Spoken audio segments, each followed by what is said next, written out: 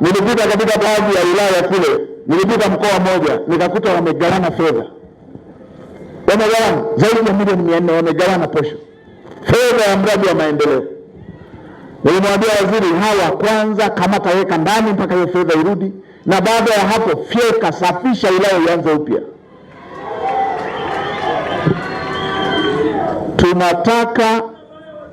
Tunataka fedha ya miradi ya maendeleo, fedha ya walipa kodi wa Tanzania. Wanaojibana wamekataa aina ya maisha, wanakataa aina fulani ya maisha ili tujenge barabara.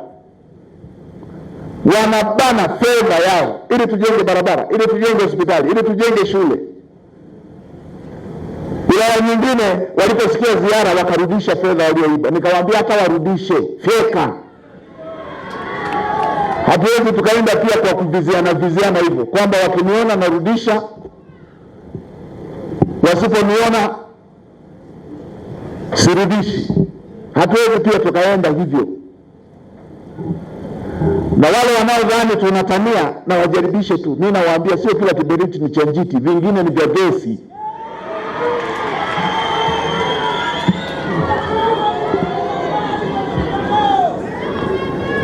Nilikuwa eneo lingine nikakuta wamegawana fedha, nikasema wakamateni, wekeni ndani, msiwatoe mpaka warudishe fedha, ndio hatua za kinidhamu zifuatie. Akatokea moja anaandika kwenye grupu la WhatsApp, sasa waziri mkuu kwa nini anawataja hawa kwa majina, si anawaaibisha? Nikasema na yeye mkamateni, wekeni ndani, ndio mtandao wa majambazi hao. Kwa hiyo haya mambo ya uwajibikaji ni mambo ambayo lazima tuyawekee mkazo.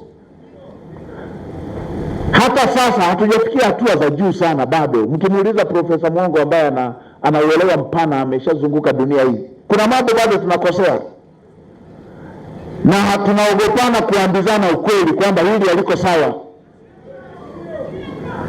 Muulizeni profesa, amekaa mataifa mengi, muone kama haya ninayosema hakuyaona.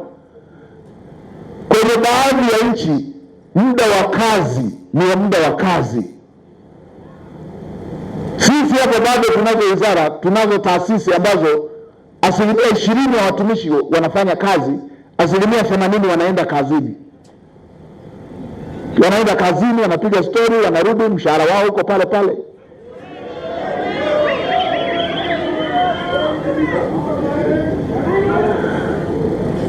Leo hii maeneo mengi tunakutana na kero nyingi kwenye ziara, kwa sababu utaratibu wetu wa kushughulikia kero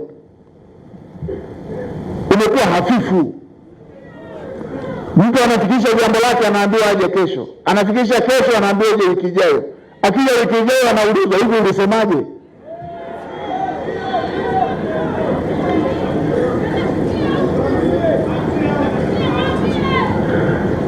Nimeelekeza siku nilipokuwa nahitimisha budget kwamba ziara si mbadala wa kazi za serikali.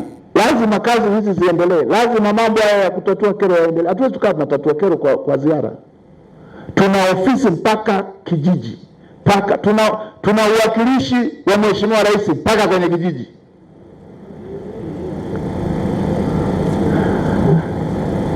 Tunashindwa kutatua mgogoro wa ardhi hata wa kimila ambao ni wa kuwaita tu wazee walioko hapa watuambie mmiliki ni nani na tuchukue uamuzi. Tunashindwa kusimamia hata ambao uamuzi umeshafanywa na mahakama. Mahakama imeshasema mmiliki halali ni huyu, mwingine anakataa kwa ubabe tu. Haiwezekani. Hatuwezi tukaendesha nchi kwa namna hiyo. Kwa hiyo haya ni mambo ambayo tutaendelea kuyasimamia. Tutasimamia mambo ya uwajibikaji. Amesema vizuri Mheshimiwa Naibu Waziri wa Maji. Nyinyi mkifika ofisi ya umma, ukiona hujasikilizwa vizuri, jitahidi kumjua yule ambaye hajatimiza huo wajibu, ili tushikishane adabu. Mtu anafika ana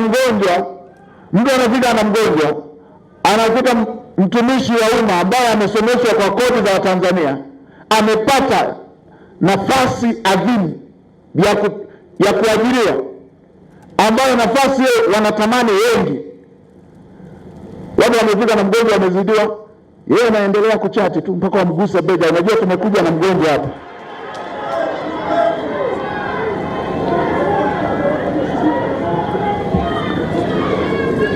Hatuwezi tukaenda hivyo. Na mimi haya wala hatumimini maneno. Mimi si watu wa kutafuta kupendwa na kila mtu. Kila mtu akuone wewe ni Mr. Nice.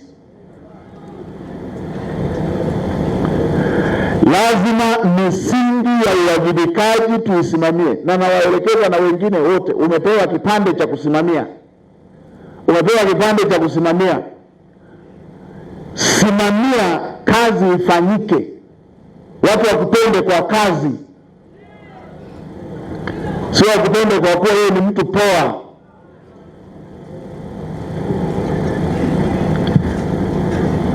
Wale wa askofu wana safari ya kwenda mbinguni, lakini hawajawahi kumkemea shetani kwa upole basi, ili waonekane wana safari ya shetani. Toka basi wewe, unajua mimi naenda mbinguni. Hatuwezi kulinda uovu kwa sababu tunataka kulinda urafiki.